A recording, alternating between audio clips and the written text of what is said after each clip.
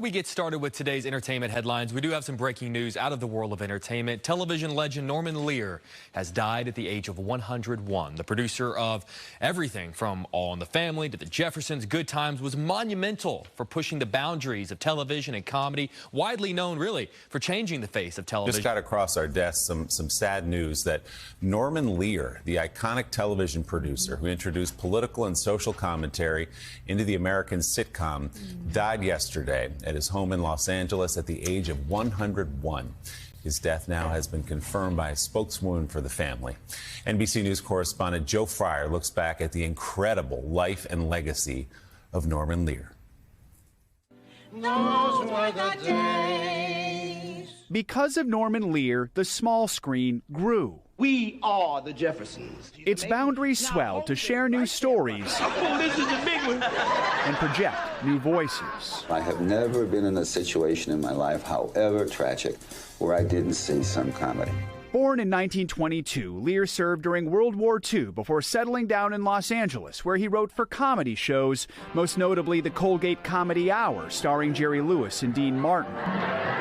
From there, he turned to producing movies, earning an Oscar nomination in 1968 for Divorce American Style. $250 a month and I'm a houseboy. It wasn't until the 70s that Lear began to build the foundation for his TV empire, starting with All in the Family. You are a meathead. The groundbreaking show used humor to tackle serious topics like race and sexuality. It was so controversial, it started with a disclaimer. 1, 2, 3.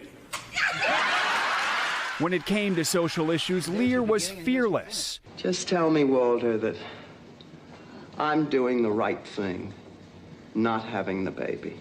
His series Maude addressed abortion months before the Supreme Court's decision in Roe v. Wade. The show also generated a spin-off. Good Times was among the first primetime shows depicting life for African-American families. It focused on a poor family living in a housing project, but drew criticism from viewers, even cast members who felt it perpetuated stereotypes.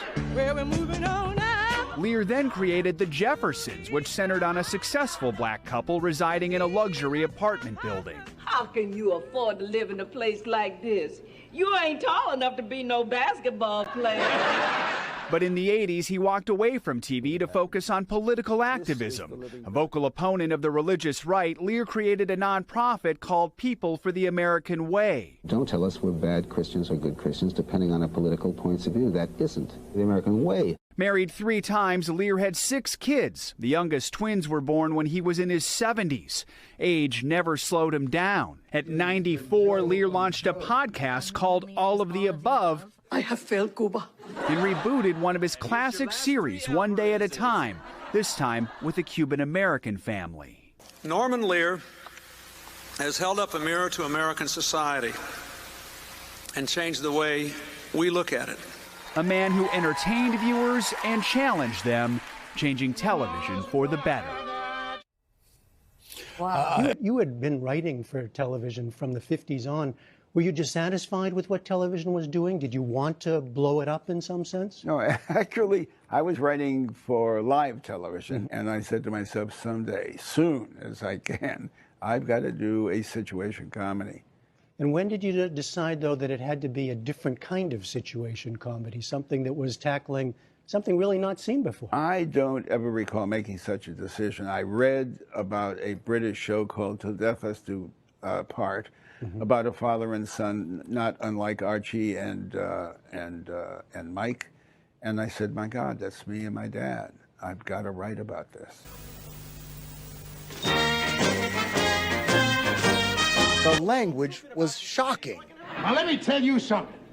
If your spicks in your space want their rightful share of the American dream, let them get out there and hustle for it just like I did. The topics, racism, rape, homosexuality, miscarriage, never seen on TV before, all spinning around the unapologetically politically incorrect working-class blowhard bigot next door, Archie Bunker. I didn't have no million people out there marching and protesting to get me my job.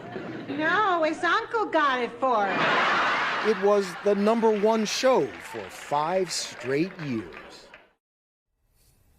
I tell you, first of all, I got a chance to spend some time with him. He was a wonderful man. Sweet man. Love spending time with him. That's the first thing. The second thing is, Mike, in this upside down world that Claire McCaskill talked about, Norman Lear, the bane of conservatives' existence for 50 years, was 50 years ahead of his time with All in the Family. A program that if you watch now is shockingly politically incorrect. And yet he fearlessly did it 50 years ago. It is, and the depiction of Archie Bunker, about as relevant as it's ever been. You know, Joe, if you place all of those shows, all of Norman Lear's shows, back in the era that they were first displayed on American television, basically the 70s, the 1970s, you can say with credibility that Norman Lear brought America to Americans for the first time. I mean, television set was your constant companion back in the 70s. It is now, but not to the extent it was then. It was home entertainment, and all of a sudden you had All in the Family. You had the Jeffersons. You had Sanford and Sons. You had programs that gave you a picture, a comedic picture, but a serious one as well, into the lives of people that you would never meet, never knew, really never talked about, and all of a sudden they were right there in your living room. He did an enormous service to the United States of America by bringing America, the real America, to Americans in their own homes.